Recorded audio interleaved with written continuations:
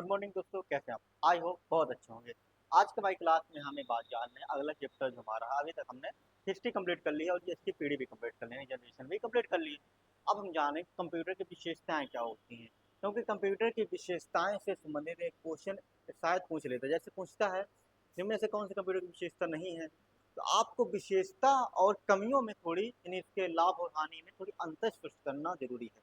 उसकी कमियां और दोष में अंतर स्पष्ट करना जरूरी है। ये सब चीजें आपको जानना जरूरी है, इसलिए आज हम पढ़ेंगे पहले कंप्यूटर की विशेषताएं पढ़ेंगे, यानी फीचर्स ऑफ आपके क्या पढ़ेंगे, फीचर्स ऑफ।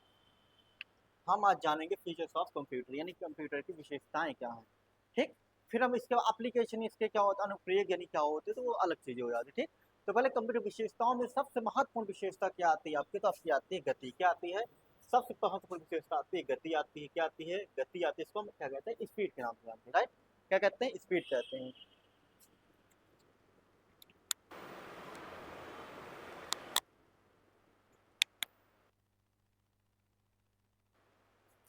ठीक है, क्या कहते हैं? स्पीड कहते हैं। स्पीड क्या होती है आप जानते हैं? कंप्यूटर में कार्य करने की इसकी जितनी तेज कितनी गति से कार्य करते हैं उसको हम क्या कहते हैं? स्पीड कहते हैं। प्रति सेकंड में कितने गति के साथ ये कंप्यूटर कार्य करता है उसको हम क्या कहते हैं? स्पीड कहते हैं। और कंप्यूटर के द्वारा प्रति सेकंड में प्रति सेकंड में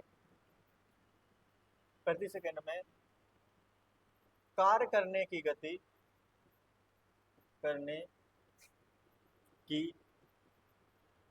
कार्य करने की गति क्या होती है? आपकी स्पीड कहलाती है, राइट? क्या कहलाती है? आपकी स्पीड कहलाती है। ठीक, स्पीड कहलाती है। पहले के समय में कंप्यूटर में इतनी तेज स्पीड नहीं होती थी कि वो सेकंडों में गणना कर सके, लेकिन वर्तमान समय में लाखों मतलब बड़ी से बड़ी गणना को भी वो सेकंडों में कर लेता है। लाखों गणनाओं को क्या कर लेता है? सेकंडों में कंप्लीट कर लेता है। ठीक, और ये कंप्यूटर में एक शब्द ये पूछा जाता है, कंप्यूटर की गति मापी किसमें जाती है? तो कंप्यूटर की गति स्पेस ऑफ किसमें मापी जाती है? हर्ट्ज में मापी जाती है। किसमें मापी जाती है? हर्ट्ज में मापी जाती है, राइट? हर्ट्ज में मापी जाती है। याद रहे आपको, किसमें मापी है? हर्ट्ज में मापी जाती है। ये आपको याद रखना है, हर्ट्ज में मापी जाती है। और इसमें आपको ये ध्यान देना है कि हर्ट्ज में तो मापी जाती है, लेकिन आपको किस, जैसे कुछ कभी मान लो हर्ट्ज दे दिया, अब उसमें कुछ और भी चीज दे सकता है। जैसे आपको क्या दे देता है, आप कह सकते हैं वहां पे मेगा हर्ट्ज कह सकता है। क्या कह सकता है? Mega hertz. ठीक, मेगा हर्ट्ज कह सकता है, या फिर आपका गीगा हर्ट्ज कह सकता है। क्या कह सकता है? Giga hertz. ठीक, गीगा हर्ट्ज, ये दो चीजें आपकी आ जाएंगे। यानी आपका मेगा हर्ट्ज गीगा हर्ट्ज दो ही कहेगा, ज्यादा लिखने की जरूरत नहीं, आपको इतनी आपसे पूछेगा, बस दो चीजें ही जरूरी है। ठीक, तो आपको स्पीड में क्या होती है? कंप्यूटर की स्पीड किसमें मापी जाती है? हर्ट्ज मापी जाती है। ये आपसे क्वेश्चन कई बार एग्जाम में पूछा गया, इसको आपको ध्यान देना है। फिर आपका अगली विशेषता कंप्यूटर की आती है एक्यूरेसी। एक्यूरेसी आती है, एक्यूरेसी में क्या होती है? इसकी शुद्धता। क्या होती है? एक्यूरेसी यानी आपकी शुद्धता। कंप्यूटर कितनी कार्य को कितनी शुद्धता के साथ करता है? कंप्यूटर कार्य को बहुत शुद्धता के साथ करता है। बस इसमें अंतर ये होता है कि यदि प्रोग्राम में कोई कमी ना हो, जैसे कि आपका हम यूजर हो गए तो हमने कोई गलत इंस्ट्रक्शन दे दें तो वो करना ना कर पाए, तो ऐसा हो सकता है। लेकिन कंप्यूटर जो काम करता है बिल्कुल शुद्धतापूर्ण करता है। तो आपको याद रखना है, कंप्यूटर बहुत शुद्धता के साथ बहुत शुद्धता के साथ कार्य करता है यदि प्रोग्राम प्रोग्राम या यूजर के डाटा में कोई कमी ना हो, कोई कमी ना हो। ठीक, यदि यूजर के डाटा में कोई कमी ना हो, यूजर के डाटा में कोई त्रुटि ना हो, तो कंप्यूटर बिल्कुल बहुत शुद्धता तरीके से, बहुत अच्छे से, बहुत स्पीड के साथ काम करता है। आप कैलकुलेशन करते हैं या फिर आप बाय द वे यदि आप प्रोग्रामिंग कभी किया, प्रोग्रामिंग जैसे कुछ बच्चे करते होंगे आप में से, तो प्रोग्रामिंग जो करते होंगे तो गलत प्रोग्राम डाल देंगे तो रन नहीं होता है। वैसे ही आपका कंप्यूटर में यदि यूजर की तरह कुछ गलत कर दिया जाता तो रन नहीं, काम शुद्धतापूर्ण नहीं होगा। यदि आपको बिल्कुल सही काम इंस्ट्रक्शन दे रहे हो तो बहुत अच्छे तरीके से काम करता है, बहुत गति के साथ करता है। ठीक, अगली इसकी आपकी आती है विशेषता, क्या आती है? स्टोरेज कैपेसिटी, यानी स्टोरेज क्षमता इसकी क्या होती है? ठीक, स्टोरेज क्षमता। आप क्या आती है? स्टोरेज क्षमता। तो कंप्यूटर में स्टोरेज क्षमता क्या होती है, तो आपको याद रखना है कंप्यूटर में स्टोरेज क्षमता बहुत ज़्यादा होती है। क्या होती है? इसमें भंडारण क्षमता, इसमें भंडारण भंडारण क्षमता बहुत होती है, बहुत होती है। ठीक, क्या होती है? बहुत होती है। जिसमें आप क्या करते हो, किसमें डाटा करते हो आप? एमबी में करते हो, एमबी में डाटा सेव करते हो, टीबी में करते हो, जीबी में करते हो, और वाईटी में करते हो। आप कहीं योटा बाइट में करते हो, वाईबी कह सकते हो, वाईबी योटा बाइट में करते हो। ये सब चीज़ों में डाटा आप क्या करते हो? सेव करते हैं, यानी इसमें भंडार करते हैं, स्टोर करते हैं, और इसकी स्टोरेज क्षमता काफ़ी ज़्यादा होती है। ठीक, याद रखना काफ़ी ज़्यादा होती है। ठीक, आपका आता ऑटोमेशन, आता ऑटोमेशन यानी आपका क्या आता है ऑटोमेशन में? आपका आता है स्वचालित। क्या आता है? स्वचालित, स्वचालित आता है। ठीक, स्वचालित मतलब अपने आप चलना।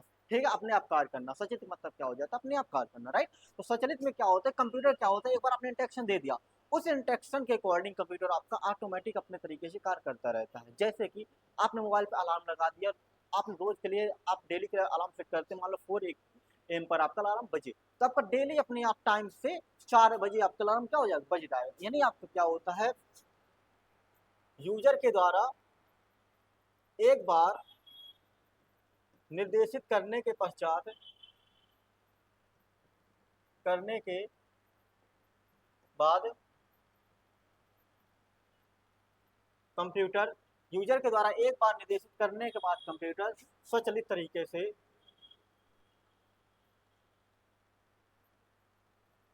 स्वचालित तरीके से शुद्धतापूर्ण, शुद्धतापूर्ण कार्य करता है। ठीक, शुद्धतापूर्ण कार्य करता है, ये आपको याद रखना है। ठीक, कार्य करता, यानी आपका स्वचालित तरीके से शुद्धतापूर्ण कार्य करते हैं, बिना किसी गलती के क्या करता है, ये हमेशा कार्य करता रहता है, कोई गलती नहीं होती। एक बार आप निर्देश दे दो, उसी तरीके से स्वचालित तरीके से कार्य करेगा। जैसे आपने एक बार कोडिट कर दिया जाता है, कितने सेकंड के बाद आपका मेट्रो का गेट बंद हो जाए, तो अपने आप वो बंद हो जाएगा स्वच्छ तरीके से, कोई उसमें हस्तक्षेप मतलब आदमी दोबारा कोई हस्तक्षेप नहीं होता है। जैसे आपकी क्यूज स्टार्ट कर दी जाती है, तो क्यूज आपकी जैसे क्यूज स्टार्ट की गई तो अपने आप क्वेश्चन आते रहते हैं, अपने कोई हस्तक्षेप नहीं होता जब तक क्यूज कंप्लीट नहीं हो जाती। लेकिन हाँ, कुछ रोका जा सकता है, वो अलग बात होती है, लेकिन आपको इसको अपने लेकिन एक बार निर्देशित कर देंगे, उस हिसाब से काम करता रहता है। ठीक, तो आपको समझ में आ गया, जैसे लिफ्ट का आपको एक बार इंस्ट्रक्शन दे दिया तो अपने आप उठा के ऊपर ले जाएगा। ठीक, ये सब चीजें क्या है आपके ऑटोमेशन के तकनीक होती है। ठीक, यानी ऑटोमेशन यानी स्वचालित होता है, स्वचालन होता है। ठीक, आगे आता है आपका मल्टीटास्किंग। तो मल्टीटास्किंग क्या होता है, आप जानते हैं मल्टीटास्किंग क्या होता है? यानी आपका टास्क में क्या होता है, एक चांस यानी मौका, एक बार में कई सारे कार्य करने का, तो क्या कहते हैं? मल्टीटास्किंग कहते हैं। एक शब्द आपको सुनने को मिलता होगा, एक शब्द मिलता है मल्टी प्रोसेसिंग, एक शब्द मिलता है आपका मल्टी प्रोसेसिंग, एक शब्द होता है आपका मल्टीटास्किंग। तो मल्टीटास्किंग क्या होता है कि एक समय में कई सारे कार्यों को करना। क्या होता है? एक समय में कई सारे कार्यों को करना, कई सारे कार्यों को करना, कई सारे कार्यों को करना क्या कहलाता है? आपका मल्टी प्रोसेस टास्किंग कहलाता है। मल्टी प्रोसेसिंग क्या होता है कि एक साथ कई प्रोसेसरों का उपयोग करना, कई प्रोसेसर का उपयोग करना। ये आपको डाउट ना रहे इसलिए आपको लिखा है, तो आपको याद रहे कि मल्टीटास्किंग मतलब होता है एक साथ कई कार्यों करना। जैसे क्या होता है, मोबाइल में व्हाट्सएप पिन किए रहते हो, आप चैट भी कर रहे होते हो, साथ में हो सकता है वॉइस कॉल भी कर रहे हो, ये दोनों चीजें आपकी हो जाती हैं। आप यूट्यूब पे पढ़ रहे होते हो, आप उसका क्या इसको स्क्रॉल करके नीचे आ जाते हो, कोई और इमेज देखने लगते हो, ये सब चीजें एक साथ मतलब बंद नहीं होता आपको, मतलब एक तरफ से रुक जाता है साइड में, और अपनी कॉलिंग चैट वगैरह सब होने लगती है। तो क्या होता है, मल्टीटास्किंग एक साथ में कई सारे कार्य कर सकते हैं। जैसे कंप्यूटर में आप करते हैं, कंप्यूटर में क्या करते हैं कि आप एमएस वर्ड खोले हुए हैं, एमएस एक्सेल भी खोल सकते हैं, वीडियो भी चला सकते हैं, ऑडियो भी चला सकते हैं, बहुत सारे काम कर सकते हैं। तो एक साथ कई सारे कार्यों को करना किसमें सक्षम है? आपका कंप्यूटर सक्षम है, जो क्या कहलाता है आपका मल्टी टास्किंग। क्या कहलाता है? मल्टीटास्किंग कहलाता है, राइट। ठीक, क्या कहलाता है? मल्टीटास्किंग कहलाता है। ठीक, आगे समझते हैं। आपका अगला क्या है आपका यहाँ पे? कम्युनिकेशन। कम्युनिकेशन में क्या होता है आपका? देखो,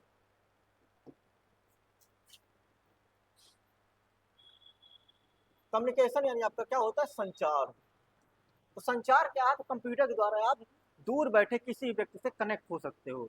इंटरनेट की सहायता से कोने कोने में आप जहाँ जहाँ इंटरनेट कनेक्शन उपलब्ध होता है, वहां से दुनिया में कहीं भी कनेक्ट कर सकते हो, कहीं भी बात कर सकते हो, आप उनसे कनेक्शन स्थापित कर सकते हो, राइट। ये क्या होता है? आपका कम्युनिकेशन के अंतर्गत आता है। आप यदि आप इंटरनेट की सहायता से क्या कर सकते हो, इंटरनेट की सहायता से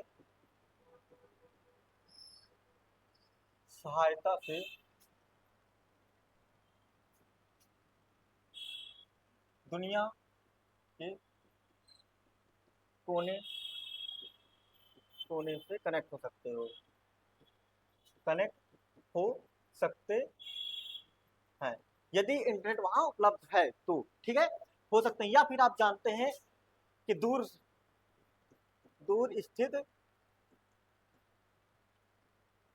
व्यक्ति से बात कर सकते हैं, इसमें तो इंटरनेट भी नहीं लगता है, और दोनों भी इंटरनेट से भी कर सकते हैं, विदाउट इंटरनेट भी कर सकते हैं। आप वॉइस कॉल करते हैं, नंबर मिलाया, फोन कर लिया, दूसरे व्यक्ति से आपकी बात हो जाती है। ये सब चीजें क्या आती हैं, कम्युनिकेशन में आती है, कनेक्शन आपको जो स्थापित करता है, संचार करते हैं, सुविधा प्रदान करता है, ये आपको होता है। इसमें आपके कई सारे गैजेट्स होते हैं, जैसे मोबाइल आपका गैजेट हो गया, संचार करने के कई सारे माध्यम होते हैं, तो ये सब चीजें किसमें आती हैं आपकी, तो कम्युनिकेशन के अंतर्गत आती हैं, ठीक। अब आपका आता है रिलेबिलिटी, यानी आपको क्या होता है, विश्वसनीयता, कंप्यूटर में कितनी विश्वसनीयता होती है, इसके बारे में बात कही गई है, ठीक। तो कंप्यूटर विश्वसनीयता की बात कही गई है, तो आपको याद रखना कंप्यूटर विश्वसनीयता जो होती है बहुत अच्छी होती है, ठीक। कंप्यूटर विश्वसनीयता बहुत अच्छी होती है। यह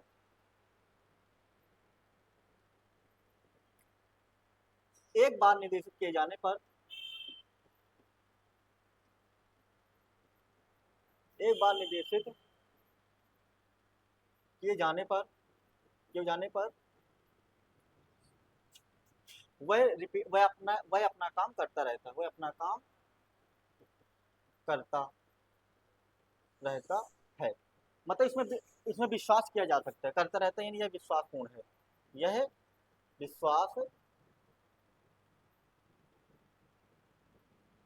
यह विश्वासपूर्ण है। तार आपका जो कंप्यूटर होता है एक सम आप तो एक बार निर्देशित कर देखो, हिसाब से काम करता रहता है।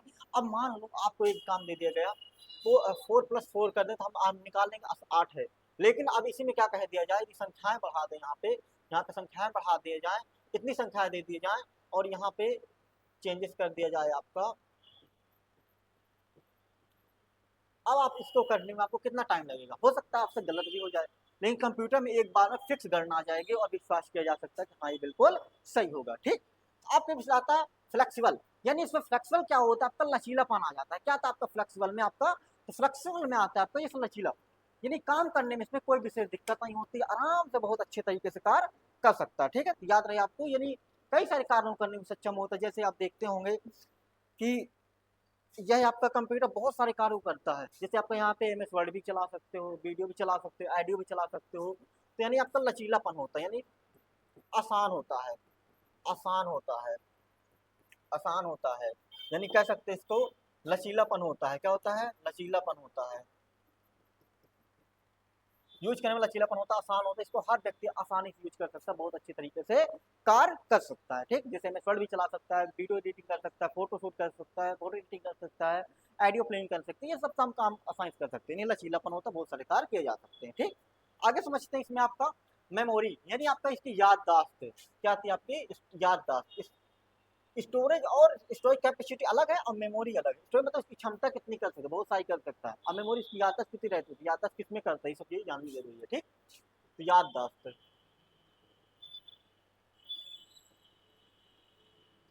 ठीक, याददाश्त आपकी क्या होती है, आपको याद रहे, याददाश्त में क्या आ जाता है, यानी आपका इसकी याददाश्त कहें या फिर आपके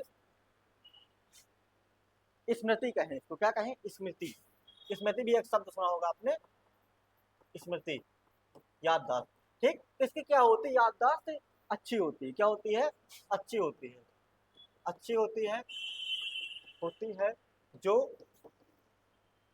optical disk, optical optical disk comma SSD, यानी solid state drive, solid state drive, PD यानी पेन ड्राइव आदि में क्या कर सकता है, अपनी स्मृति को सेव कर सकता है, यानी हार्ड डिस्क वगैरह में ये डाटा क्या कर सकता है, आसानी से सेव करके रख सकता है। ये सब किस में आता है आपका, तो मेमोरी के अंतर्गत आता है, इसकी मेमोरी यानी स्मृति के अंतर्गत आता है, इसकी याददाश्त के अंतर्गत आता है। कंप्यूटर की विशेषता है कि कई सारी चीजों को बहुत लंबे समय तक याद करके रख सकता है, यदि इसमें हमारा डिवाइस यदि खराब ना हो तो ये हमेशा सेव रहता है। हम लोग क्या होता है कि हम लोग भी याद रहता है, पर वो समय से याद नहीं आता, कभी कोई चीज याद आई, कभी कोई चीज याद आता है, भूलने की बीमारी हो जाती है ना। तो आपकी ये भी चीजें स्मृति इसकी होती है। ठीक, जो कंप्यूटर में बढ़ाई जा सकती है, हम लोग भी बढ़ा सकते हैं मेडिटेशन वगैरह करके, योगा करके, और डेली सुबह स्नान करके, मेडिटेशन करके अपने आप को अपने मन पर केंद्रित करके हम अपनी स्मृति को बढ़ा सकते हैं। ठीक, फिर आता है आपका वो स्टाइल। आपका क्या आता है कि इसमें सरलता आती है काम करने में। क्या है यह, कार्य करने में सरलता प्रदान करता है, सरलता प्रदान करता है। क्या करता है, सरलता प्रदान करता है। यानी आपको काम करना हो तो बहुत आसानी तरीके से काम करने प्रदान करता है। जैसे आपको लिखना हो तो लिखने के लिए आपको टाइपिंग डिवाइस से और भी चीजें प्रदान करता है, बोल के भी आप लिख सकते हो। ये सब चीजें क्या आती हैं, तो आपका इसमें आपकी सरलता प्रदान करते हैं, यानी इसमें क्या होती है, वर्सटिलिटी होती है। ठीक, आगे आता आपका रिपीट इंफॉर्मेशन रिट्रीवल। यानी आपका क्या होता है कि इसमें क्या होता है, आपको याद रहे कि जो आप एक बार से रिपीट करके बार बार पूछ सकता है। क्या करता है इसमें, यानी इसमें होता है आपका पुनः पुनः पुनः सर्चिंग कह सकते हैं, पुनः सर्चिंग। ठीक, पुनः सर्चिंग में क्या होता है कि एक बार किसी भी जानकारी को, किसी सूचना को बार बार सर्च करके ढूंढ सकता है, इसको कोई समस्या नहीं होती है। यानी आपको रिपीटिशन का काम होता है, इसमें दोबारा दोहराने का काम कर सकते हैं। जैसे मान लो हम गूगल पर सर्च करते हैं, क्या करते हैं, कुछ भी जानकारी सर्चिंग करते हैं, गूगल पर सर्चिंग हम करते हैं कि एक बार में हमें कुछ चीज नहीं समझ में आती, बार बार उस चीज को सर्च कर सकते हैं। यानी हम ये सुविधा प्रदान करता है कि कंप्यूटर में कई भी एक जानकारी को कई बार हम ढूंढ सकते हैं, सर्च कर सकते हैं। राइट, ऐसे ही आपका कंप्यूटर में किसी भी कार्य को बार बार दोहरा के कर सकते हैं। लेकिन हम लोग क्या होगा, ये थकता नहीं है। क्या होता है इसमें, यह थकता नहीं है, थकता नहीं है। एक कार्य को, यह थकता नहीं है, एक कार्य को कई बार दोहरा कर करवाया जा सकता है, करवाया जा सकता है। ठीक, करवाया जा सकता है, यानी ये थकान नहीं होती इसकी, कोई भी काम करता रहता है, मौसम का कोई विशेष इफेक्ट नहीं पड़ता है। ठीक, हम लोग क्या होता है गर्मियों में बहुत कम काम करता है, ठंडी में थोड़ी ज्यादा कर लेते हैं, बरसात में और मजा आता है काम करने में, बढ़िया रहता है। ठीक, तब इसमें कार्य दोहरा दोहरा के किया जा सकते हैं और किसी कार्य को बहुत दोबारा कई बार कर सकते हैं। ठीक, इसलिए इसमें विशेषता होती है। अगला आता आपका आर्टिफिशियल इंटेलिजेंस। तो ये आपको नई विशेषता इसमें जो सम्मिलित हो गई, जिसको हम क्या कहते हैं, जिसको हम कहते हैं कृत्रिम बुद्धि। क्या कहते हैं, कृत्रिम बुद्धि। कृत्रिम बुद्धि कहा जाता है आर्टिफिशियल इंटेलिजेंस के अंतर्गत इसको रखा गया। ये कृत्रिम बुद्धि जो होता है आपका, यह मनुष्यों के कार्यों क्या करता है, मतलब मानव के द्वारा बनाए गए दिमाग को क्या कहते हैं, कृत्रिम बुद्धि कहा जाता है, जिसमें जिसमें मशीन लर्निंग, रोबोटिक्स,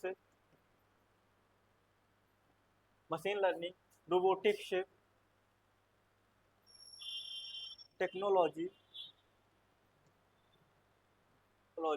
शामिल है। ठीक, तो आपको याद रहे कि आर्टिफिशियल इंटेलिजेंस में मनुष्यों के द्वारा यानी रोबोट का निर्माण करके, मशीनों का निर्माण करके, जिसमें कुछ कृत्रिम दिमाग दिए जाते हैं। जैसे आप जानते होंगे कि कुछ ऐसी चीजें होती हैं जो ऑटोमेटिक काम करती रहती है, इसमें हम मनुष्यों के हस्तक्षेप जहाँ पर ना हो, यहाँ पे एक चीज लिख दो, मनुष्यों की हस्तक्षेप के बिना, मनुष्य के हस्तक्षेप के बिना कार्य को सुचारू ढंग से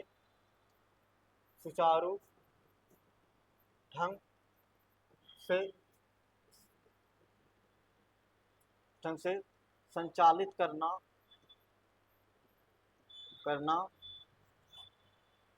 आर्टिफिशियल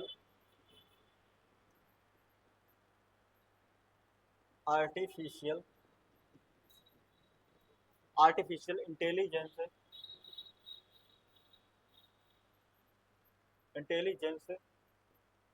की मुख्य विशेषता है,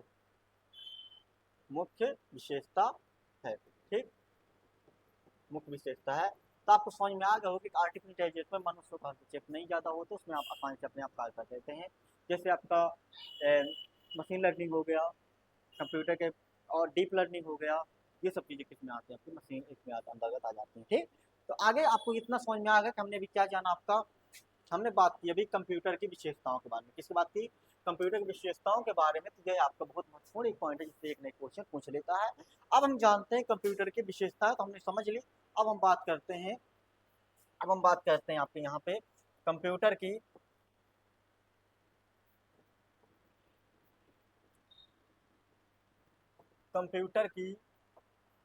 कमियां, जिसको हम क्या कहते हैं, दोष कहा जाता है। क्या कहते हैं, दोष कहते हैं।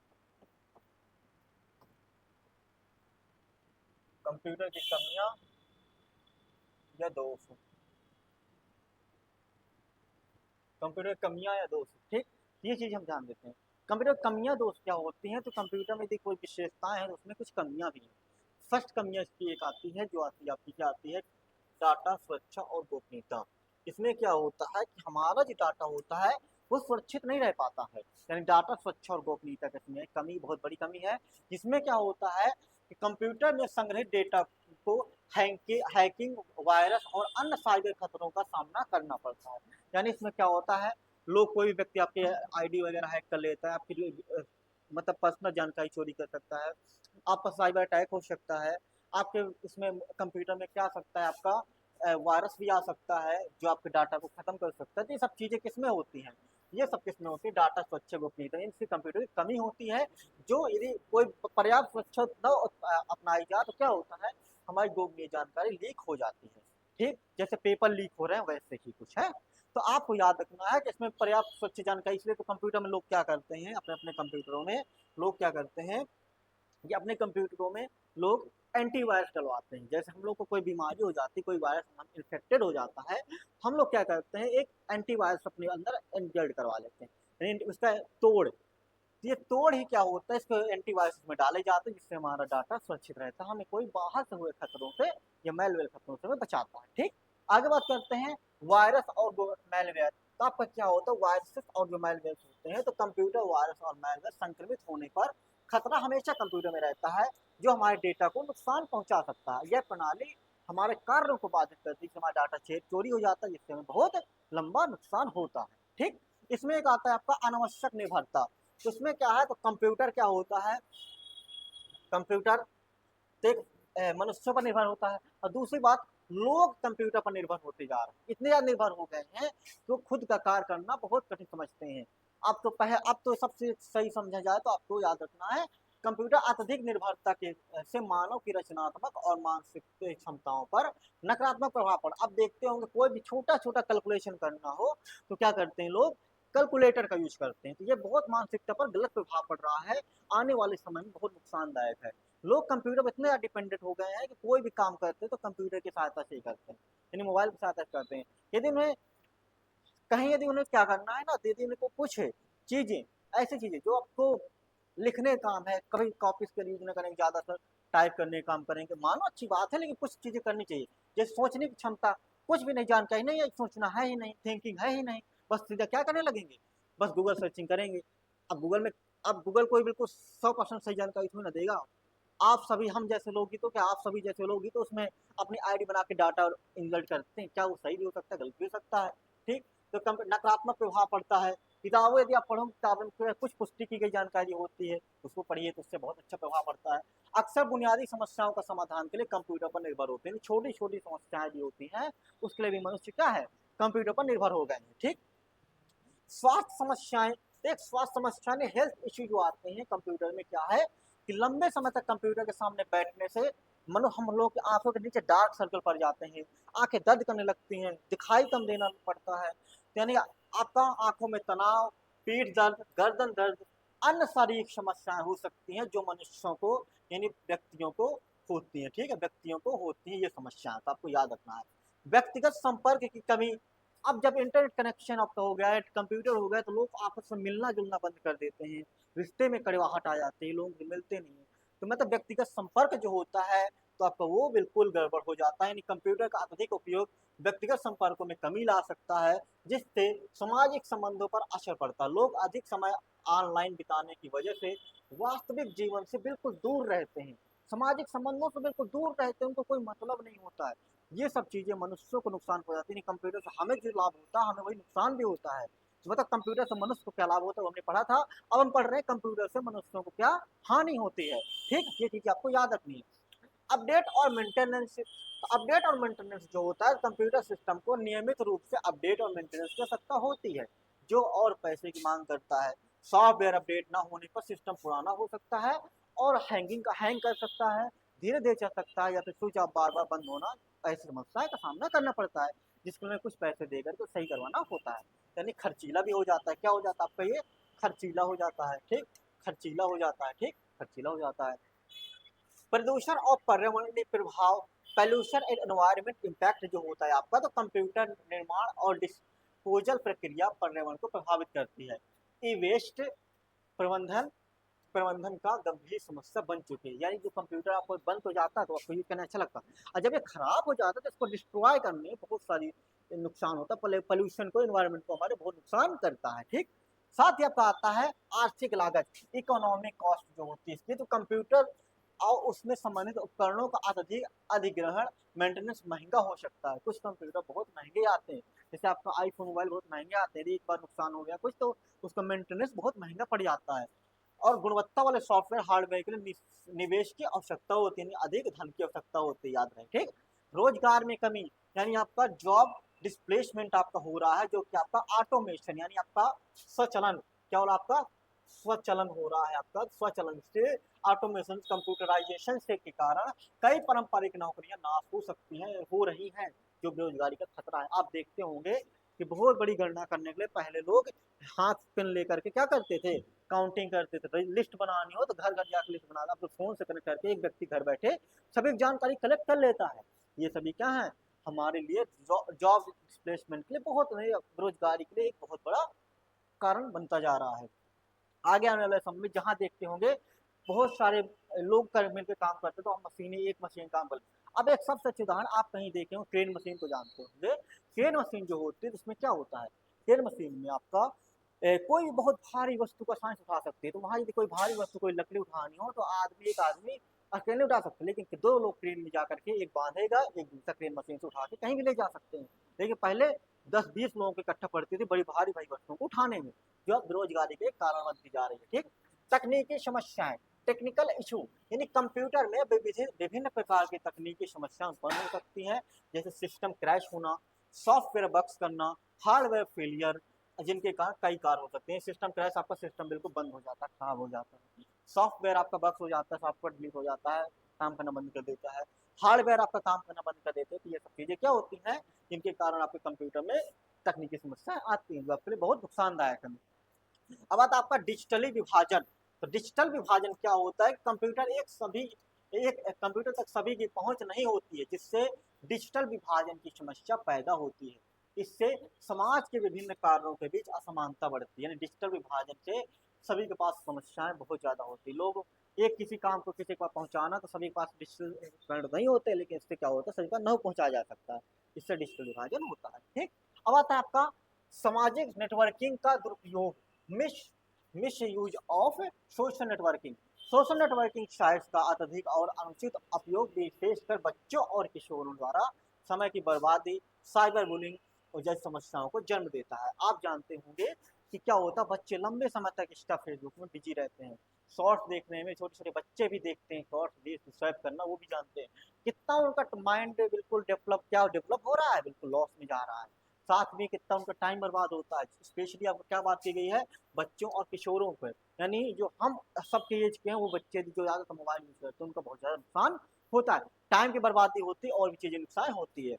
बिजली की निर्भरता, कंप्यूटर हमेशा बिजली पर निर्भर होता है। आप जानते हो कंप्यूटर किस पर निर्भर होता है आपका, कंप्यूटर हमेशा आपका संचालित करने के लिए बिजली की आवश्यकता होती है। यदि कंप्यूटर बिजली नहीं होगी तो नहीं चलेगा। ठीक, तो आपको ये पता है। ज्ञान का ह्रास, आपका ज्ञान का ह्रास हो रहा है, कंप्यूटर की वजह से लोग अक्सर चीजें खुद सीखने के बजाय सीधे जवाब खोजने का प्रयास करते हैं। आपको कोई जानकारी नहीं आती, मान लो डिक्शनरी का आपको जा समझते हो, ठीक है, आपको एप्पल शब्द का मतलब नहीं पता, सपोज दैट एप्पल का नहीं मतलब पता है, तो आप क्या करोगे, एप्पल को तुरंत गूगल में सर्च करोगे, ना कि डिक्शनरी यूज करोगे। कि यार आप डिक्शनरी पढ़ते हो, किताब उठाते हो, तो उसमें आपको बहुत सारे और भी शब्द मिलते हैं जो आपके इंटरेस्ट आता है पढ़ने का, और आपके अंदर बहुत सारा नॉलेज डेवलप होता है। आज के समय में तुरंत लोग जवाब ढूंढने की खोजने का काम करते हैं, जिससे आपका उनका माइंड डेवलप कम हो पा रहा है, ज्ञान का ह्रास हो रहा है। नॉलेज की हानि हो रही है। ठीक, अब आता है आपका नैतिक और कानूनी चुनौतियां हैं आपकी। तो आपको ये आपके इथिक्स और एंड लीगल चैलेंजेस जो आपके जैसे कि आते हैं कि कंप्यूटर के अनुपयोग के साथ नैतिक और कानूनी चुनौतियां आपकी जैसे कि कॉपीराइट उल्लंघन, साइबर अपराध, ये सब चीजें आपकी क्या थी, कंप्यूटर की कमियां थी। क्या थी आपके, कंप्यूटर की कमियां थी। ठीक, कंप्यूटर की कमियां थी। उम्मीद है आपको ये अच्छा लगा होगा। अगले हम क्लास में समझेंगे नया चैप्टर। तो उम्मीद करता हूं आपको अच्छा लगा होगा। पढ़ते जाइए और अपने एग्जाम की तैयारी करिए। अब परीक्षाओं में स्पीड आ सकती है, इसलिए परीक्षाओं को बेहतर से बेहतर अंजाम देने के लिए तैयारी को और भी बेहतर बना लीजिए। ठीक, मिलते हैं फिर नेक्स्ट वीडियो में।